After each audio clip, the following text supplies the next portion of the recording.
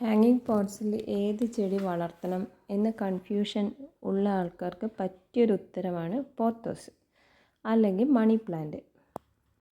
അത്യാവശ്യം വളം ഉപയോഗിച്ചിട്ടുള്ള പോട്ടിംഗ് മിക്സ് ആണെങ്കിൽ നന്നായിട്ട് തഴച്ച് വളരുക തന്നെ ചെയ്യും. സ്ഥിരമായിട്ട് വെള്ളം ഒഴിച്ചു കൊടുക്കണം. ശക്തമായ സൂര്യപ്രകാശം കിട്ടുന്ന ഭാഗത്താണെങ്കിൽ ഇലകൾ മഞ്ഞളിപ്പ് വരാനും ഡാർക്ക് സ്പോട്ട് വരാനും ഒക്കെയുള്ള ചാൻസ് കൂടുതലാണ്.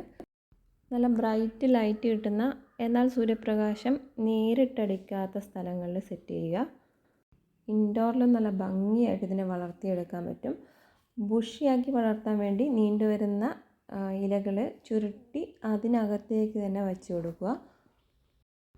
ഫെർട്ടിലൈസർ എന്ന് പറഞ്ഞാൽ ഏത് തരം ഫെർട്ടിലൈസർ ഉപയോഗിക്കാം. ഞാൻ അധികം ഉപയോഗിക്കുന്നത് കിച്ചൺ വേസ്റ്റാണ്. കിച്ചൺ വേസ്റ്റ് എന്ന് പറയുമ്പം ചായപ്പിണ്ടിയിൽ വെള്ളം ഒഴിച്ചിട്ട് ആ വെള്ളമാണ് അധികവും കൊടുക്കുന്നത്. അതുപോലെ തന്നെ അരി കഴുകിയതായാലും ഉഴുന്ന് അല്ലെങ്കിൽ പരിപ്പ് ഇതൊക്കെ കഴുകിയ വെള്ളം ശേഖരിച്ച് വെച്ചിട്ട് അത് എല്ലാ ഹാങ്ങിങ് പോട്ട്സിലും ഒഴിച്ചു കൊടുക്കുകയാണ് പതിവ്.